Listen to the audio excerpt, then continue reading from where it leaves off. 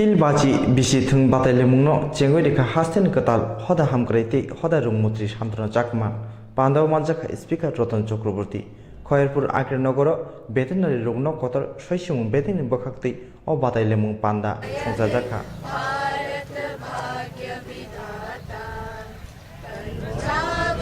Give a big hand.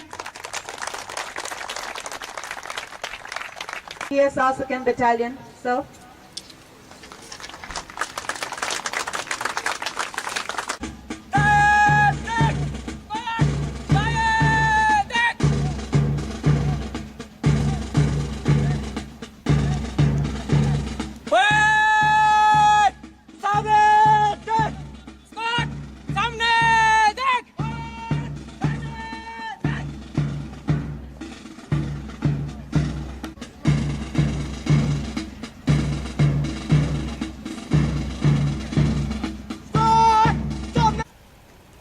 রাজ্য স্তরেও আমি খেলাধুলা করেছি।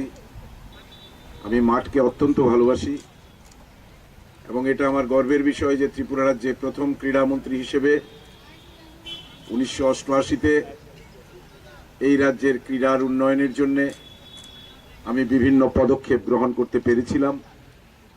তার সুফল আস্তে আস্তে ফলছে, কিন্তু সঠিক অর্থে যেটা হওয়ার প্রয়োজন ছিল সেটা হয়নি।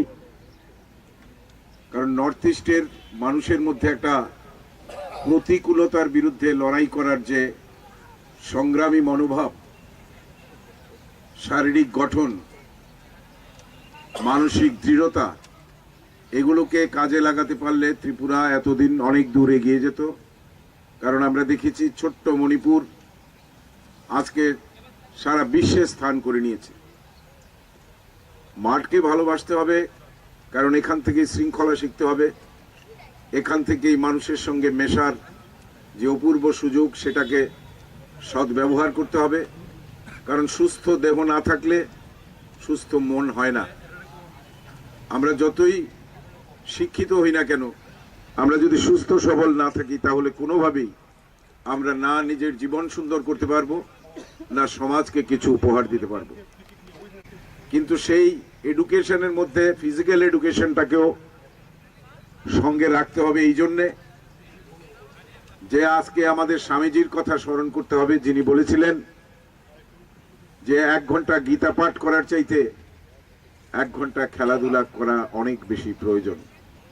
সুস্থ দেহ সুস্থ মনের পরিচায়ক, এবং আমাদের এই দেশকে ভালোবাসতে হবে, মানুষকে ভালোবাসতে হবে। সবাই পারস্পরিক সহযোগিতার মাধ্যমে সমস্ত নোংরামির ঊর্ধ্বে উঠে যে মানসিকতা গ্রহণ করার দরকার, যেটা আপনারা প্রতিজ্ঞা করেছেন, শপথ নিয়েছেন, সেই শপথ বাক্যগুলো মনে রাখতে হবে।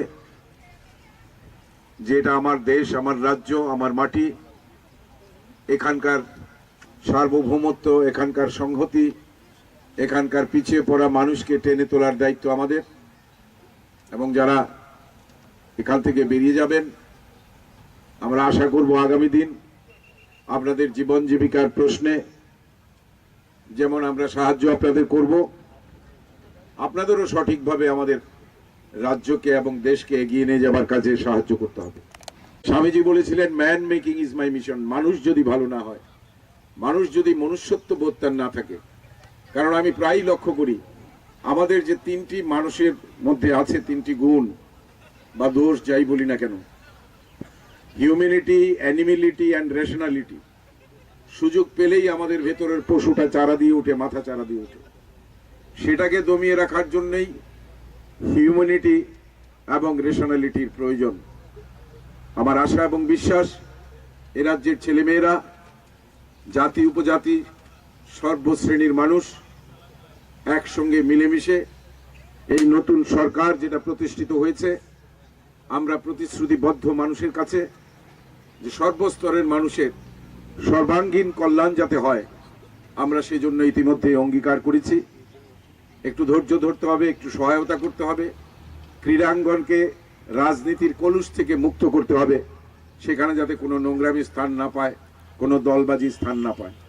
আমি অনেক সংগ্রাম করেছি খেলাধুলার মাঠকে ক্লিয়ার করার জন্য, পরিষ্কার রাখার জন্য।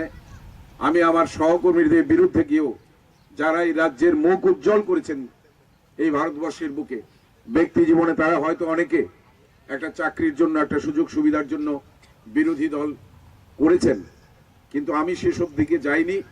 আমি দেখেছি তার ভিতর গুণাবলী কি, সে আমার রাজ্যকে কি দিয়েছে, আগামী দিন সে মাঠকে কি দিতে পারবে। এই জিনিসগুলো খেয়াল রাখলে আগামী দিন আমরা সবাই ভালো থাকবো। আমি দুঃখিত, আমাকে একটু আগে